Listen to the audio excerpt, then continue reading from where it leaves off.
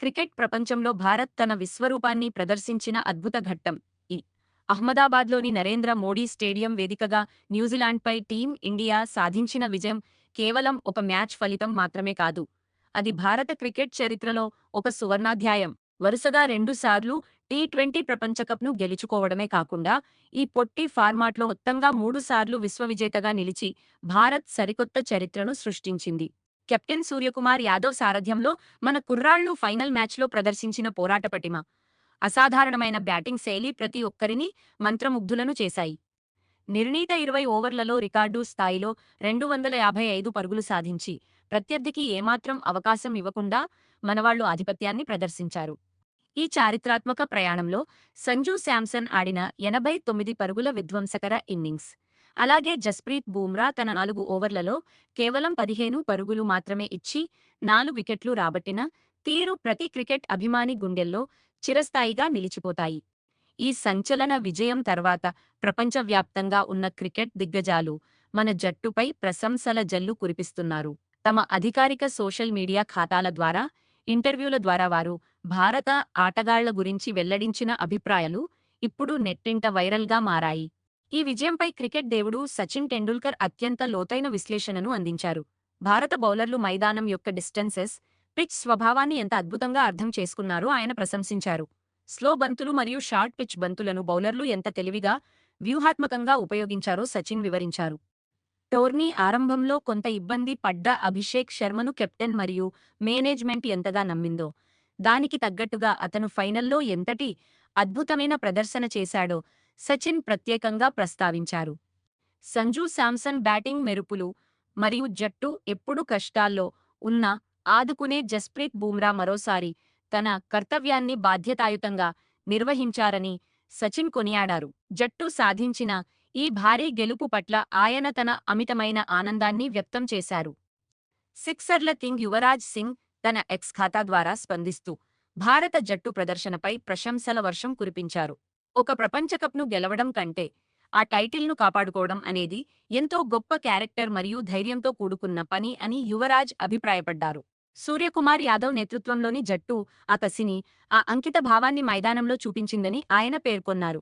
Final మ్యాచ్లో సంజూ శాంసన్, ఇషాన్ కిషన్ మరియు అభిషేక్ శర్మ ప్రదర్శించిన బ్యాటింగ్ అత్యద్భుతమని, ముఖ్యంగా సంజూ శాంసన్ తనకు లభించిన ప్రతి అవకాశాన్ని సద్వినియోగం చేసుకుంటూ తాను ఒక అసలైన మ్యాచ్ విన్నర్ అని మరోసారి నిరూపించుకున్నాడని యువరాజ్ ఎంతో ఉత్సాహంగా తన సంతోషాన్ని పంచుకున్నారు.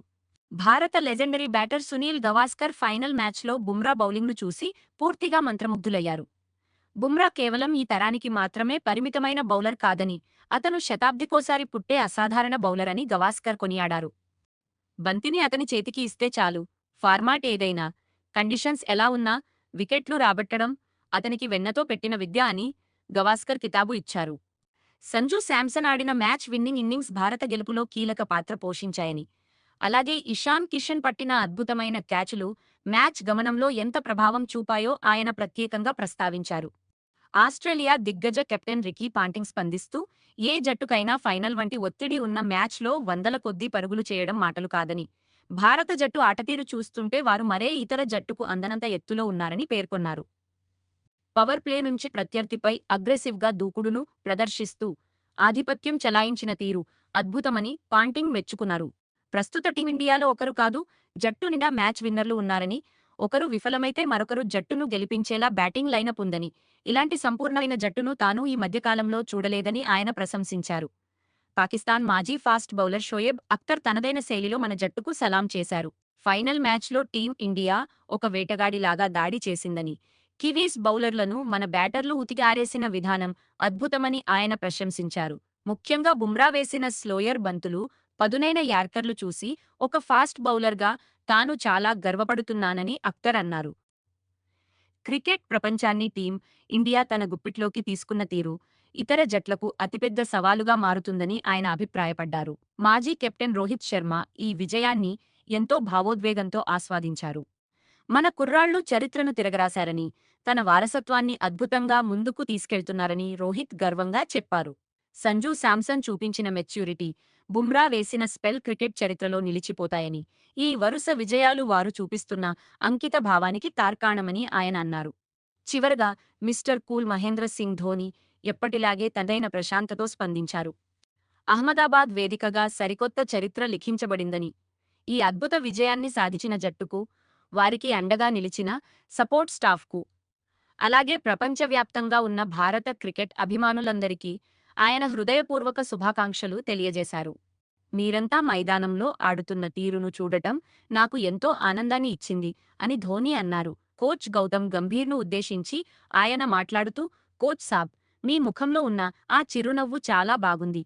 ఆట పట్ల ఉండే తీవ్రతకు ముఖంపై ఉండే చిరునవ్వు తోడైతే అదొక కిల్లర్ కాంబినేషన్. మీరంతా చాలా బాగా చేశారు. ఈ గెలుపును బాగా ఎంజాయ్ చేయండి అని సూచించారు.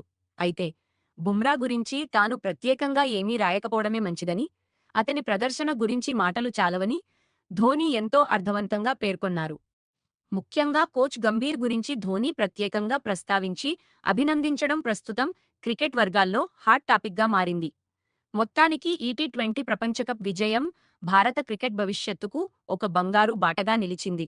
మన జట్టు ఇలాగే భవిష్యత్తులో కూడా మరిన్ని విజయాలను అందుకోవాలని ఆశిద్దాం. మీరు కూడా మన జట్టు విజయంపై మీ అభిప్రాయాన్ని కామెంట్ రూపంలో తెలియజేయండి.